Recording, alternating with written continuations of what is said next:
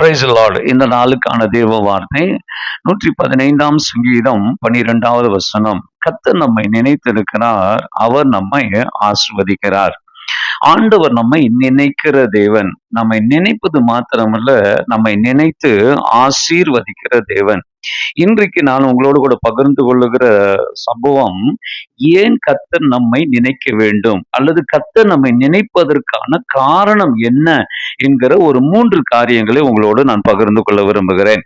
முதலாவதாக, நெகேமியாவின் புஸ்தகம் 5ஆம் அதிகாரம் 19வது வசனத்தை நீங்க வாசிச்சு பார்த்தீங்கன்னா, அங்கே நெகேமியா சொல்லுகிறார், எனக்கு நன்மை உண்டாக என்னை நினைத்தருளும் என்று சொல்லுகிறான். ஏனென்றால் இந்த இடத்திலே நெகேமியா மற்றவர்கள் போல ஏமாற்றப்பட்டவனாகவே இருக்கிறான். வேலையில் அவன் உண்மையா இருந்தான். ஆனால் ஒரு நன்மையும் அவனுக்கு கிடைக்கவில்லை. ஆகவே ஏற்கனவே அவன் செய்த காரியத்தை வைத்து ஆண்டவரை பார்த்து சொல்கிற, ஆண்டவரே, நான் செய்த எல்லாத்தையும் என்னை நினைத்து எனக்கு நன்மை உண்டாகும்படியாக என்னை நினைத்தருளும் என்று சொல்கிறான். கர்த்தர் அவனை நினைத்தான், அவன் காரியத்தை வாய்க்க பண்ணினார். 2வது காரியம், எரேமியாவின் புஸ்தகம் 29ஆம் அதிகாரம் 11வது வசனத்திலே, நாம் எதிர்பார்த்திருக்கும் முடிவை நமக்கு கொடுக்கும்படி நம் மேல் நினைவாயிருக்கிறார். அப்ப 2வது, கர்த்தர் நம்மை நினைப்பதற்கான காரணம் என்னவென்றால், நாம் எதிர்பார்த்திருக்கிற காரியங்களை கர்த்தர் நமக்கு தருவதற்காக. எதிர்பார்த்திருக்கும் முடிவு என்ன?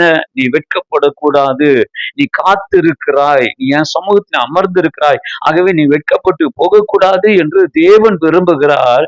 ஆகவே நாமும், ஆண்டவரே, நான் எந்த விதத்திலும் வெட்கப்பட்டு போயிடக்கூடாது என்று நான் ஆண்டவரிடத்துல நான் விரும்பி காத்து கொண்டு இருக்கிறோம். அந்த எதிர்பார்த்திருக்கிற முடிவை உங்களுக்கும் எனக்கும் கொடுப்பதற்காக கர்த்தர் நம்மிலே நினைவாயிருக்கிறார். 3வது காரணம், ஏன் நம்மை நினைக்கிறார் என்றால், ஓசியாவின் புஸ்தகம் 11ஆம் அதிகாரம் 7ஆம் வசனத்தை வாசிக்கும் போது, கர்த்தர் விரும்புகிற இடத்திற்கு நாம் வந்து விட வேண்டும் என்பதற்காக தேவன் நம்மை நினைக்கிறவராயிருக்கிறார். தேவன் நம்மை அழைத்த ஒரு நோக்கம் இருக்கிறது. தேவன் நம்மை தீர்மானித்த இடம் என்று ஒன்று இருக்கிறது.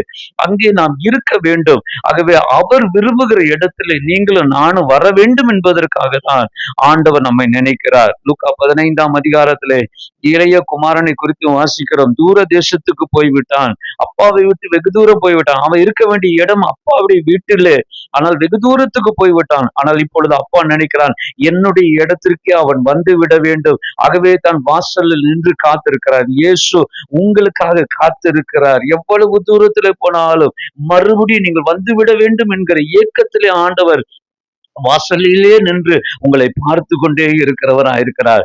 ஆண்டவர் விரும்புகிற இடத்திலே நாம் வந்துவிட வேண்டும் என்பதற்காக தான் தினந்தோறும் கர்த்தர் நம்மை நினைக்கிறவராயிருக்கிறார். நிச்சயமாகவே உங்களை கர்த்தர் நினைப்பாராக.